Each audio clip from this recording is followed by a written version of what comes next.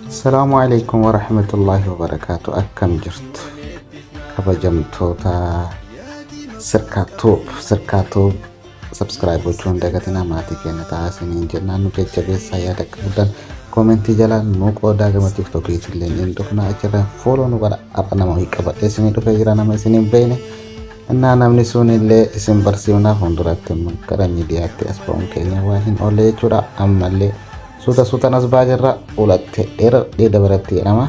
Amma kan jiru roolaa Sharjah jechuudha. Dubai United Arab Emirates namoonni biyya alaa jirtan yookiin biyya keessa jirtan namoonni mee Imaaraatiin akkam jirteettanii yaadan hubachuu barbaadan haala kana akkana jirte jechuudha. OEC ji'a kana keessa baay'ee ol ka'aadha. Namoonni halkan bayanii akka biyyoota biraa guyyaa deemuun hin jiru halkanii yeroo bashannanaa yeroo waa bittaadha baay'ee ho'a jechuudha. Kuni roolaa moodidha. Roolaa keessatti wanti qabame hin jiru. Uffata barbaadan bilbila adda addaa barbaadan wanti das nama jedhu tokko diskaawuntii qaba wanti gurguramu asitti babbareedaadha lashii qaba akka naannoo biraarraa jechuu akka nu badhetti innaa dhuftanii bashannanuu dandeessu waan feetan asii bitachuu dandeessu. Nullee Madam Rabiyaa wayyin Ummu Farhaanii waliin zanaafataa jennee dabarsina jechuudha. Iidii bara kanaa isin immoo maatii keenya ta'uu hin dagatinaa. yuutuubii keenya subscribe godhaa nu jabeessaa yaada qabdan nu qoodaa isiniin jennaan wajjin daawwadha. Roolaa moolidha.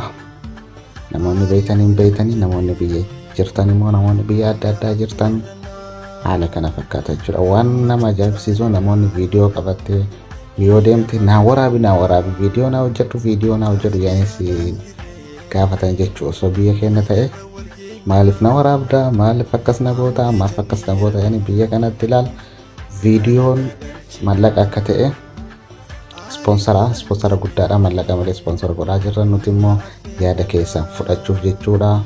Tireedingii adda addaa ittiin hojjetuudhaaf viidiyoo adda addaa hojjenna yuutuubii irratti fe'uu fi innaa isin immoo taayimiin keenyallee akka nu guutu isinillee akka nu laatan abdii qabna. Isin jaalannaa uummata jaalalaa jechuudha. Kan amma keessa jiru roolaa moolidha. Namoonni beeytan silaayyuu hin beeytanii namoonni hin beeyne roolaa mooliin kana fakkaata. Achi keessaa kabbaanee mee galgalli maal fakkaata akka jedhu isin daawwachiisaa jirra.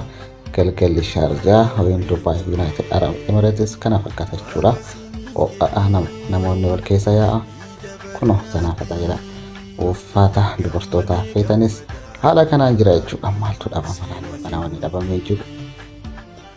Jaa keessan qabatanii zanaafataa waliin jechuu dandeessanii faaxolee jaa keessan qabatanii as fiddanii osoo waan bitin bahuu hin danda'u. Maal jennaan wanni mimmiidhagaa baay'eetu as keessa jira.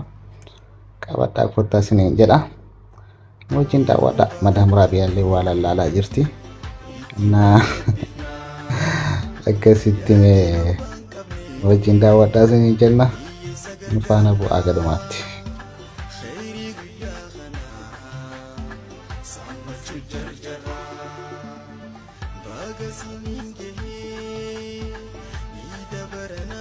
Akkana fakkaata kunoo kabajamtoota sirkaatoo subscribe gochuun hin dagatinaa yaada qabdanis nu qoodaa isiniin jedha. Isin jaalannaa ana mucaa keessan Dr. Jaalalaati gama tiktookiitiin asiin immoo sirkaatoo subscribe godhaa share godhaa like godhaa namoonni biraa akka daawwatan nama biraa akka nuuf ga'u share nu gochuun dagatinaa isiniin jenna. Isin jaalanna.